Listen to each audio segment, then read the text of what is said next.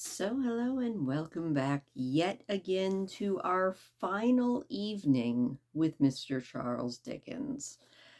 Not gonna lie, this book really didn't take that long to read, but it felt like it took a long time to read. Um, this will probably be the last Dickens that we do for a while, possibly forever. I think I finally came up with the perfect word. I was responding in a comment to somebody about Mr. Dickens, and verbose came to mind. He is definitely verbose. And that's not always a bad thing, but the story is almost over, and there is a story here. And it's a good story. I can see why it's a classic.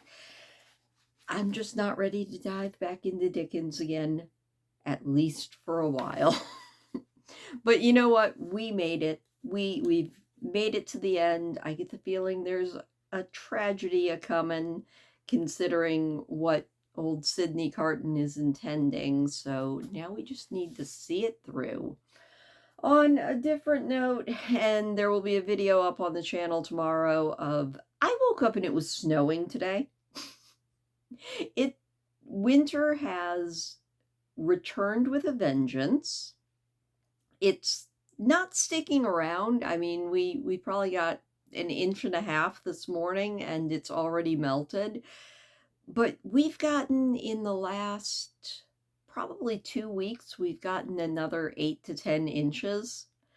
So spring has been delayed. I don't know for how long. I think spring is definitely being beaten by winter this year. At least here. I do understand that in quite a lot of the United States and other parts of the world, you're not still getting snow. I was playing World of Warcraft last night and I mentioned that we were getting snow, and somebody else said it was already 80 where they lived. And I was like, oh, wow. I don't think I'm ready for 80, but I would just like the snow to stop. I know it will, though. But that has nothing to do with this book, which is what we are here to finish. So we are going to jump back in to the final chapter of the book, A Tale of Two Cities by Charles Dickens. And chapter 15, our last chapter, is titled The Footsteps Die Out Forever.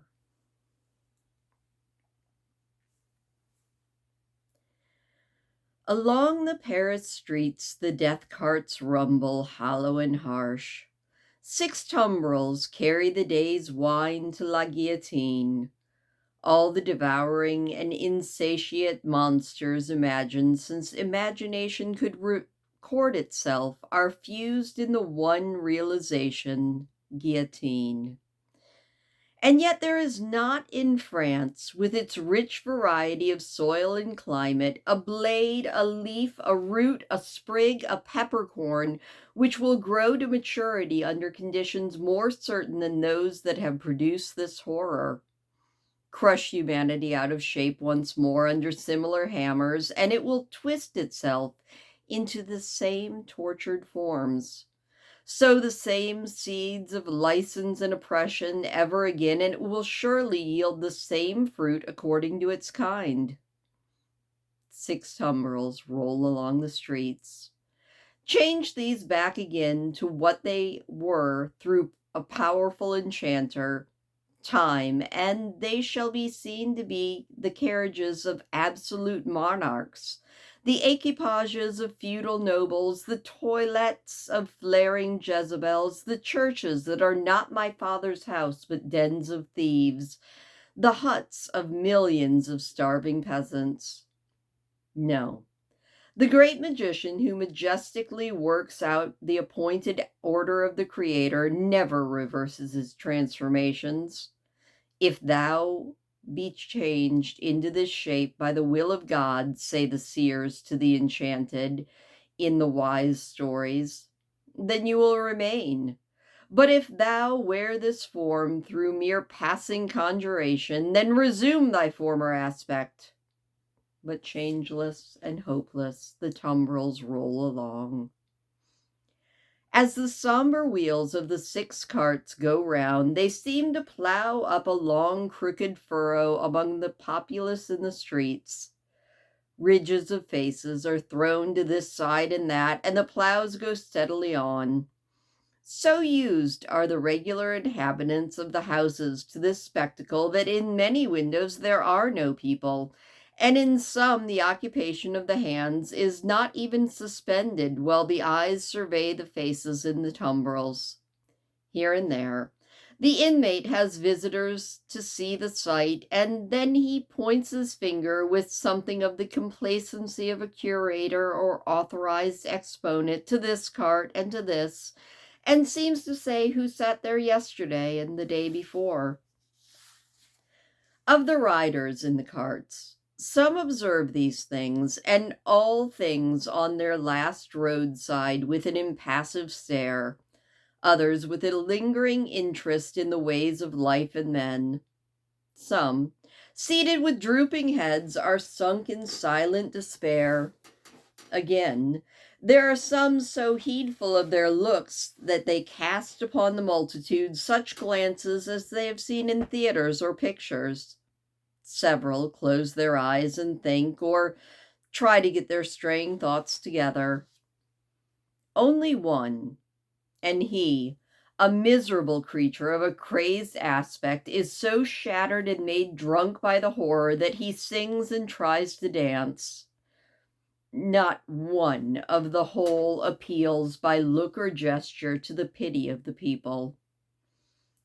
There is a guard of sundry horsemen riding abreast of the carts, and faces are often turned up to some of them, and they are asked the same question, always the same question, for it is always followed by a press of people towards the 3rd cart. The horsemen abreast of that cart frequently point out one man in it with their swords. The leading curiosity is to know which is he. He stands at the back of the cart with his head bent down, conversing with a mere girl who sits on the side of the cart holding his hand. He has no curiosity or care for the scene about him, and always speaks to the girl. Here and there, in the long street of Saint-Honore, cries are raised against him. If they move him at all, it is only to a quiet smile as he shakes his hair a little more loosely about his face. He cannot easily touch his face, as his arms are bound. On the steps of a church, awaiting the coming up of the carts, stands the spy and prison sheep. He looks into the first of them, not there. He looks into the second, not there. He already asks himself, has he sacrificed me, when his face clears and he looks into the third? Which is Evrémonde, says a man behind him. There, at the back there. With his hand holding a girl? Yes. Then that man cries, down, Evrémonde! To the guillotine, all aristocrats! Down with Evrémonde! Hush, says the spy timidly. And why should I not, citizen? He is going to pay the forfeit. It will be paid in 5 minutes more. Let him be at peace. But the man continues to exclaim, down, Evrémonde! The face of Evrémonde is for a moment turned toward him. Evrémonde then sees the spy, looks attentively at him, and goes along his way. The clocks are on the stroke of 3, and the furrow plowed among the populace is turning around to come into the place of execution and ending. The ridges thrown to this side and that now crumble in and close behind the last plow as it passes on, for all are following to the guillotine. In front of it, seated in chairs as a garden of public diversion, are a number of women busily knitting. On one of the foremost chairs stands the Vengeance, looking for her friend. Therese! She cries in her shrill voice. Who has seen her? Therese Defarge! She's never missed this before, says a knitting woman of the sisterhood. Nor will she miss this now, says the Vengeance. Therese! Call louder, says the woman. Aye, louder, Vengeance, much louder, and still she will scarcely hear you. Louder still, Vengeance, with a little oath or so added, and it will hardly bring her. Send other women up and down to seek her, lingering somewhere, and yet, although the messengers have done dread deeds, it is questionable whether of their own wills they will ever go far enough to find her. Bad fortune, cries the Vengeance, stamping her foot. And here are the carts, and Evermond will be dispatched in a wink, and she's not here. See her knitting in my hand, and her empty chair ready for her. I'm crying with vexation and disappointment. As the Vengeance descends from her elevation to do so, the carts begin discharging their loads. The ministers of St. Guillotine are robed and ready. Crash. A head is held up, and the knitting women, who scarcely lifted their eyes to look at it a moment ago, when it could think and speak, count out 1. The second cart empties and moves on. The third comes up, crash, and the knitting women, never faltering or pausing in their work, count 2. The supposed Evermond descends, and the seamstress is lifted out next after him. He has not relinquished her patient hand in getting out, but still holds on as he promised. He gently places her with her back to the crashing engine that constantly whirs up and falls, and she looks into his face and thanks him. But for you, dear stranger, I should not be so composed, for I am naturally a poor little thing, faint of heart. Nor should I have been able to raise my thoughts to him who was put to death, that we might have hope and comfort here today. I think you were sent to me by heaven. Or you to me, says Sidney Carton. Keep your eyes upon me, dear child, and don't look at anything else. I won't mind anything while I hold your hand. I shall mind nothing when I let go, if they are fast. They will be rapid. Worry not. The two stand in the fast thinning throng of victims, but they speak as if they were alone. Eye to eye, voice to voice, hand to hand, heart to heart, these two children of the universal mother, else so wide apart and differing, have come together in the dark hallway to repair home together and rest at last in her bosom. Brave and generous friend, will you let me ask you one last question? I am ignorant, and it troubles me just a little. Tell me what it is. I have a cousin, an only relative and an orphan, like myself, who I love dearly. She is 5 years younger than I, and she lives in a farmer's house in the South Country. Poverty parted us, and she knows nothing of my fate, for I cannot write. And if I could, how would I tell her? It's better as it is. Yes, it is better as it is. What I have been thinking as we came along, and what I am still thinking now as I look into your kind, strong face, which gives me so much support, is this.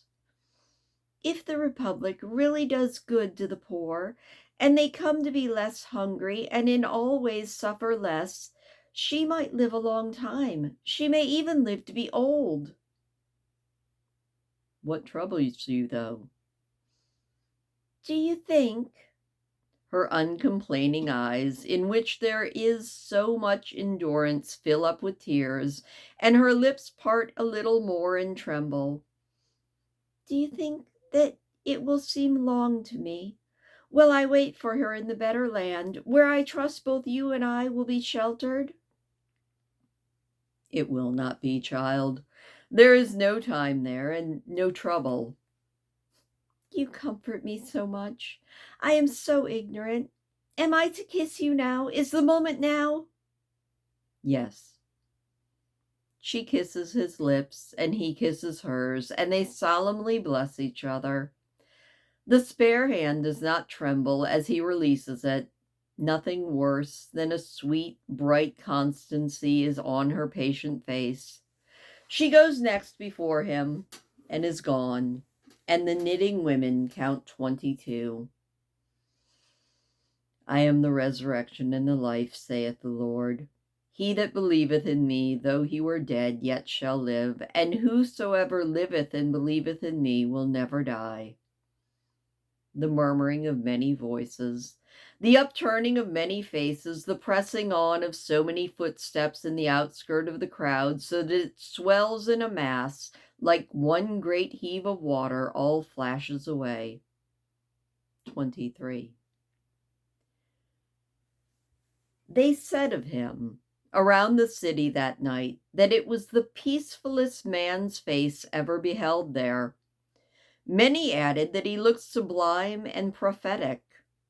One of the most remarkable sufferers by the same acts, a woman, had asked at the foot of the same scaffold not long before, to be allowed to write down the thoughts that were inspiring her. If he had given any utterance to his, and they were prophetic, they would have been these: I see Bossard, and Clyde, Defarge, the Vengeance, the Juryman, and Judge, long ranks of the new oppressors who have risen on the destruction of the old, perishing by this retribution-filled instrument before it will cease from its present use. I see a beautiful city and a brilliant people rising from this abyss, and in their long struggles to be truly free, in their triumphs and defeats through long years to come, I see the evil of this time and of the previous time, of which this is the natural birth, gradually making expiation for itself and wearing out.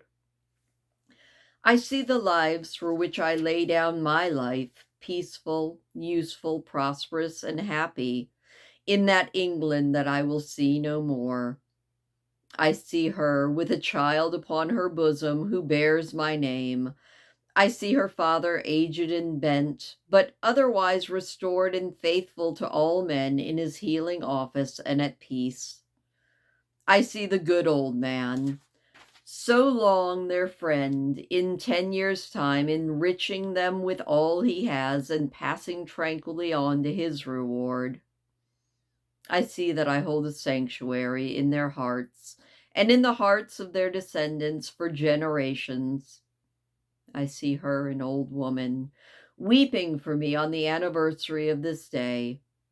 I see her and her husband, their long years done, lying side by side in their last earthly bed, and I know that each was not more honored and held sacred in the other's soul than I was in the souls for them both. I see that child who lay upon her bosom and who bore my name, grown to a man, winning his way up in that path of life which once was mine. I see him winning it so well that my name is made illustrious there by the light of his name. I see the bolts that I threw upon it faded away. I see him, foremost of the just judges and honored men, bringing a boy of my name, with a forehead that I know and golden hair, to this place, then fair to look upon, with no trace of today's disfigurement. And I hear him tell the child my story, with a tender and faltering voice. It is a far, far better thing that I do than I have ever done. It is a far, far better rest that I go to than I have ever known. And that is the end of A Tale of Two Cities. You know, I still don't know exactly what I think of this book. I'm kind of curious if it has ever been like remade into a more modern tale, because it has its story beats. It's not a terrible book, it's just verbose. We're going to stick with verbose. And it almost feels like so much in life that is not petty, but such things that are so big to someone that are also so small that probably made no sense. Because me composing my thoughts does not always make sense. But it was an interesting story. I do like that Sydney Carton there at the very end is just absolutely convinced that Charles and Lucy are going to have another kid and name it after him. I suppose if you're going to La Guillotine, you need whatever comfort you can come up with. But anyway, that was A Tale of Two Cities. Do I regret this book? Not really, but it was a slog to get through. Thank you so much to everybody who stuck with me through this book, because there were times when the words did not make a lick of sense to me, so I kept on reading them, hoping that they were making more sense to you. But through it all, I feel like we had at least a story. Now, there will be something tomorrow night. I haven't made up my mind what. I do have a very, very, very, very, very short story by Oscar Wilde that we might do as just a short story tomorrow night. Don't forget to vote in the poll on my community tab for our next book, which we will be starting on Saturday. But until then, thank you for sticking with me through Mr. Dickens, and I'll see you later.